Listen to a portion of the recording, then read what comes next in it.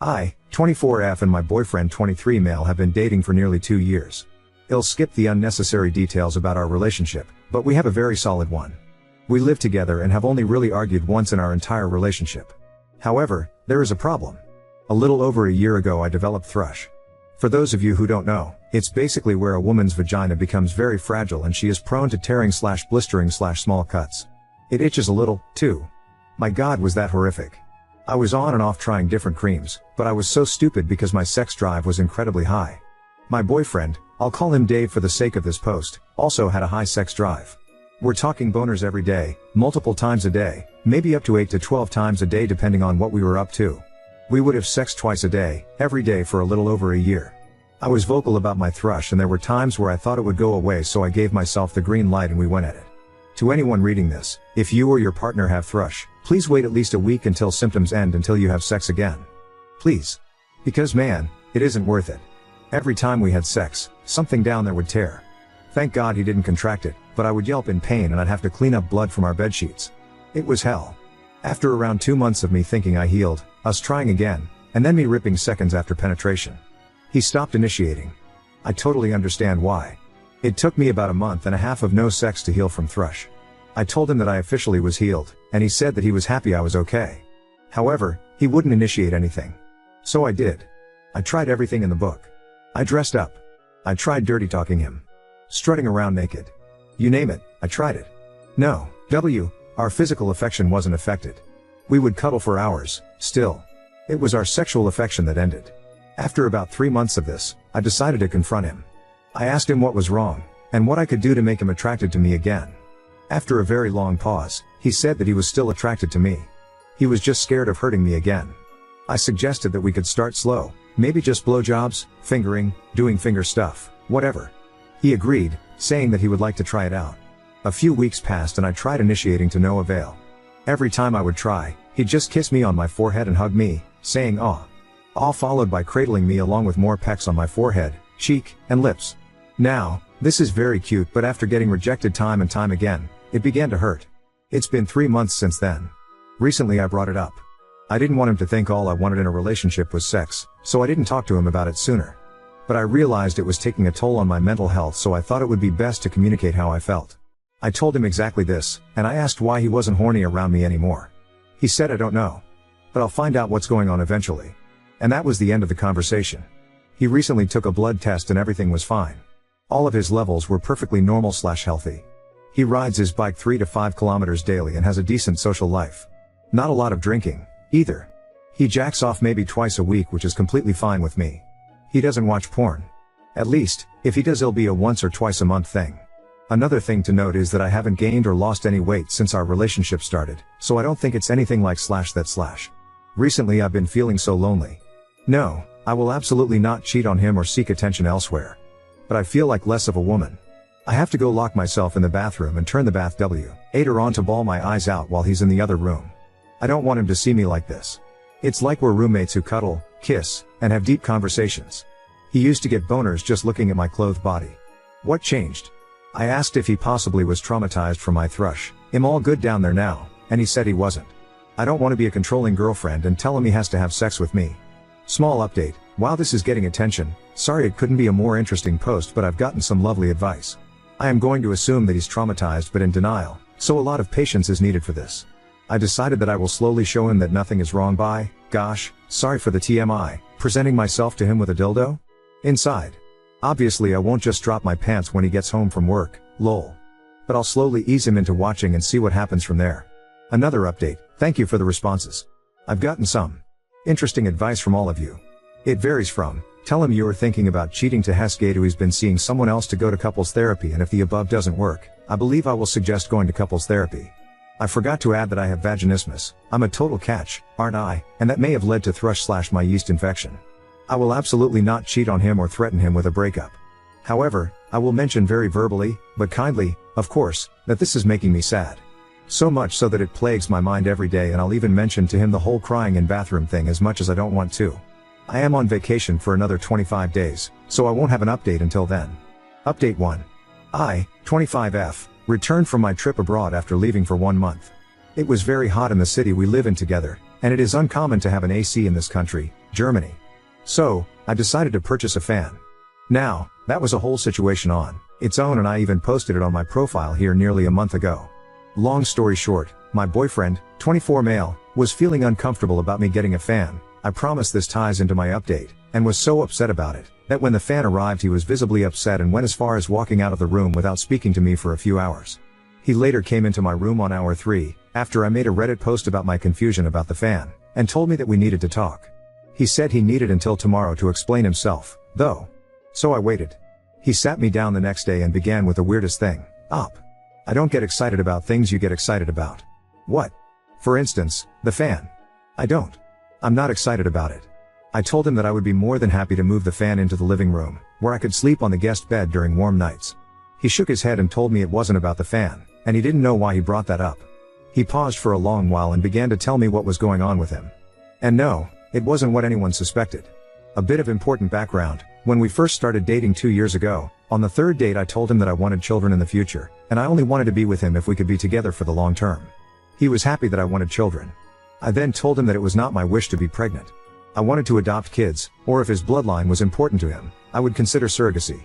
He said he was okay with this. Well, months passed. 2 years passed. Apparently, this whole time, he hasn't been intimate with me because he wanted us to have a real family where I would get pregnant. At the moment, I am 25 years old and I don't even want to think about pregnancy.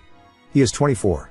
Here in Germany it is very uncommon to have children at a young age, and we both agreed that we wanted kids when we're anywhere between 30 to 35 years old. So this took me by surprise. I simply cannot fathom how you don't want to have sex with your partner because you dislike the idea of adopting children with them in the far future. He says he felt guilty for feeling this way, and was trying to come to terms with it. He kept on trying to get over this feeling and hoped that it would pass, but every time I brought up our future he shut himself down. I noticed that he was much more hesitant to talk about the future, to fantasize about where we would live, what we would name our kids, what our day-to-day lifestyle would be, so I stopped pestering him about it. I heard that Germans like to take things slow, and I didn't want him to think I was rushing him. But I should have brought it up more. I know I should have. I kept on convincing myself that I was being too clingy and pushy about our future together, so I was able to simply stop asking about it altogether. We immediately decided to split up, and I decided to move out because moving stresses him out, and he had a huge exam coming up that he needed to focus on. Luckily I found an apartment. It's sadly very expensive, so I'm now trying to find a roommate, which has been very stressful. Between the breakup, searching for a new roommate, moving, and working, I'm going crazy. I want him back. We spoke about getting back together, but he said something along the lines of, I don't know. I love you. But I guess if I really loved you enough, I would have stuck with you through anything. And I didn't. What does that mean? I don't know. Maybe I made a mistake. Maybe I'm still making that mistake by not trying to work things out. But maybe this is the right decision. I don't know, Op. I wish you would have told me that your mom suffered from many miscarriages before having you. Maybe that would have changed my mind. But I made up my mind at the time and it looks like I have to stick with it. Or not? I don't know. I know I should have told him about the whole my mom had like 10 miscarriages before having a baby, but I didn't think that was important as I have many reasons for not wanting to get pregnant. It just isn't my thing. And you know, if he did love me like he always told me he did, he would stick with me through this. But he isn't. That's my answer. I don't want to accept it, but that's just how it is. You know the saying, if he wanted to, he would. Well, I'm a true believer in that. He's been crying daily, and while I do appreciate him helping me move out of our apartment, it keeps giving me false hope when he comes over to set something up for my new place. I keep thinking, oh, he'll come around, except he doesn't. It's only been 3 weeks, but he seems so incredibly lost and hurt over this that it isn't worth it for me to give this a second thought. I am utterly heartbroken. I wish we could have talked this out rather than jumping to a breakup solution, but I don't have any answers to this problem. I know better than to wait for him to come back to me, but my God, my mind is telling me to do so. Life has become much more complicated and I don't even know if I want to live in this city. I'm so defeated right now. All of our friends and family members have told us that there has to be more to his story. There has to be another reason as to why he doesn't want to mend things. But I've asked over and over again and he said it was this single bump, for lack of a better word. I thought, aside from our lack of sex, that our relationship was perfect. I don't know where to go from here. Edit, the thing that is bothering me is that when we met, I was absolutely against pregnancy. But now, especially in the more recent months, I've warmed up to the idea. After all, it's been 2 years. If only he spoke to me about this, I would have told him my mindset changed. I told him this a few days after the breakup and he said he wished he could go back in time so we didn't break up. But that doesn't make sense to me because, can't we just talk about this now? It hurts my he. Add. Now on to second story. Ignored our daughter's fake injury, sparking a feud with my hypochondriac wife who took our other daughter to urgent care for a canker sore. My 28F wife, 26F, Sophia takes every scratch our daughters, 7 and 5, get extremely seriously. Every bruise, every scraped knee, every cut is an emergency to her. And because they're emergencies to her, they become emergencies to the girls. Not only does this mean it's hard to tell when an injury is actually dangerous, did she twist her ankle, or break it? Is her arm bruised, or fractured? But the kids are responding badly to any hurt they feel now. At the mere sight of blood the 7 starts wailing like she's been stabbed. Even worse, her sister has started intentionally banging her arm into things or falling on concrete if she thinks she's not getting enough attention. Last week my wife took the oldest one to urgent care because she got a canker sore and Sophia was convinced it was something more sinister. While she was gone I had the younger one, who was upset that Sophia had spent so long on her sister and had now taken her to the doctor to get special attentions. So she threw herself on the tile floor in front of me and started screaming and holding the wrist she hadn't actually twisted. I'm so tired of all of this I just let her scream. When I didn't give her the attention she wanted, her screaming in pain turning into sobbing because I wasn't cuddling her and kissing her better and promising her cookies and a late bedtime. I told her I'd be in the den with the cats when she felt like joining us. I felt like a bitch for letting her cry herself out, but she's never going to learn to walk off scooter falls or getting hit with dodgeballs at this rate, and she can't be rewarded for this kind of behavior. It's just not healthy. Eventually she ran out of tears and came to sit with us and I let her have a watered down soda. Well, when Sophia got back with the older kid, who now had the same new Ming gel we already had in the cabinet and $200 urgent care bill, our younger daughter told her what happened and now she's furious at me for ignoring something that could have been serious. I told her she's the one making mountains out of molehills and feeding into the actual dangerous behavior. We've been fighting about it all week and the kids have only been acting up more as a result. I'm so tired of this. Maybe my appendix will bust and I can spend a few nights in the hospital away from this insanity/s. Update 1. Clarifications. Number 1, this is not Munchausen's by proxy. Y'all have got to lay off the Hulu docuseries and stop trying to diagnose strangers with serious and sinister medical issues based off one post written by their annoyed spouse. My wife does not hurt them, she is not poisoning them, or looking for drugs to feed them, or posting all over social media about how great she is and how lucky the girls are etc etc etc or trying to scam people out of money or a Habitat for Humanity house. Sophia is not worrying for the attention of it.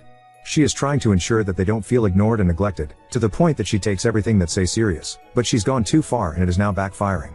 The few people who pointed out that the younger's behavior of faking injuries or actually giving herself a bruise could develop into something more serious are correct however, which is a concern that I also have. 2. Attention. The girls get attention. They get plenty of attention from both of us, they are not being neglected to the point that they need to injure themselves as a cry for help. For one thing my older daughter doesn't do that, she is just genuinely convinced that bruises could be internal bleeding and any bump on the head could be a concussion.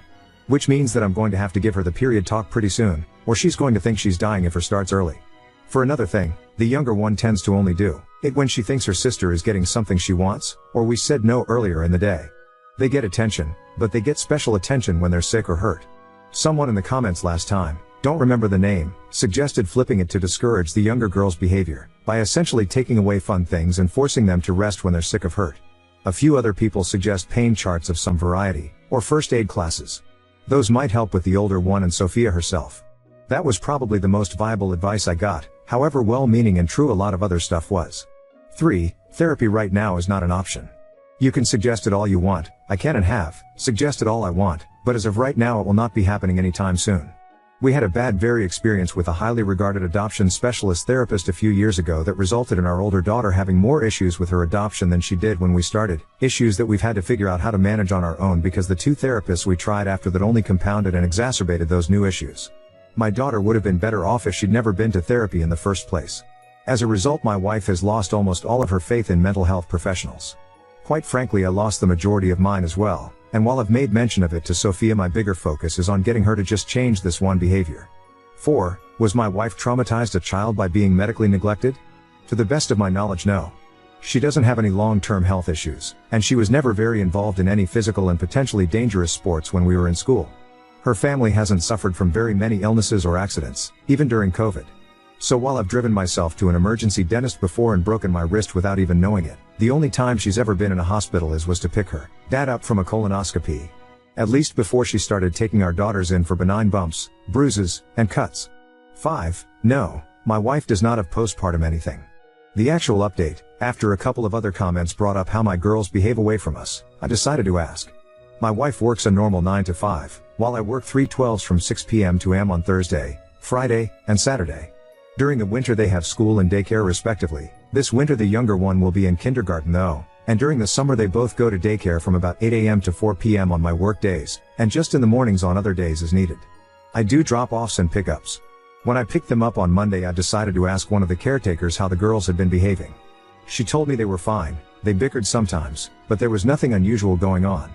I asked what happens when they get hurt or feel sick during the day, how they handle it, etc. I didn't tell them about my wife. I didn't want to be telling tales out of, or at, school.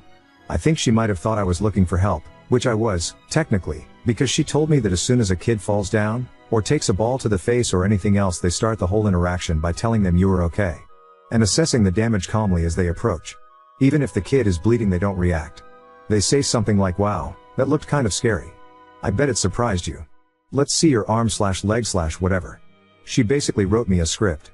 I asked her how my girls reacted to it, and she told me that the older one was a little more sensitive than her peers. She cried easily, and they had to be extra firm with the "you are okays" with her. The younger one she saw a little less. She's in a different age bracket, she only just turned 5, so she's still technically in the pre-K group, but she'd never heard anything about her. I asked what exactly they do if a kid is bleeding or bruised. For brew, say they can sit with a little ice pack for 15 minutes before they need to come back to the ground, unless it's actually serious, and for cuts they get it washed and a band-aid. So nothing exciting as far as I could tell. The fact that we haven't been called into the school to pick up our totally terribly injured 5-year-old before tells me that she knows she won't get Madre's special treatment at the school, and since I will be the one picking her up if they think she's too sick or something, there's really no point in kicking up too much of a fuss unless she just wants to hold something cold for a few minutes. Neither of the girls have been hurt or sick this week. We stopped arguing, because I frankly do not have the energy to do so constantly. I'll look into the pain chart and first aid classes and bring up boring damage mitigation soon, once we've both had time to calm down. Oop, I'm going to put this here, since apparently it needs to be said. I am aware that saying it's okay or you are okay the way the daycare workers do is a good idea. This is what I have been trying to implement for a long time. Even if a child is genuinely hurt, adults need to remain calm to keep the child calm. If an adult is upset, then the already upset kid will become more upset, and if that kid isn't upset then they will be when they see their parents freaking out. I am not looking for excitement. I genuinely have no idea how you read my post and got that impression. None. If I'm playing checkers, you've started a game of chess. I am trying to end the excitement. When I said nothing exciting in my post, it was not because I don't want to implement something boring, it's because I do. I very much want my kids being hurt to stop being exciting or rewarding. That is the entire point of everything here. Of a week of arguing, of every other argument before this one. There was no one working up my older daughter. The younger one wasn't getting rewarded. If anything, being hurt at daycare got her essentially a timeout with an ice pack, or rubbing alcohol and a pat on the back. That is a good thing. That is what I want. Oop, I've talked with her a lot about it. It used to start when she was already worked up because one of the girls was hurt or something, and I'd try to calm her down and help the girls calm down. She'd be so keyed up that it would turn into a fight fast. So after a while I stopped trying to interfere at the time, because us arguing while one girl and inevitably the other cried wasn't exactly helpful. After that I started waiting until after all of the excitement of the emergency had passed by to bring it up. Especially when the younger girl started intentionally falling or bumping into things. I'd try to tell her that making a huge deal out of every scrape was just making things worse and the girls needed to figure out how self-regulate and tell if they were actually hurt or not. She would accuse me of being callous and tell me she wasn't going to make our daughters feel helpless, hurt and abandoned, and no matter how hard either of us tried is dissolved into another argument.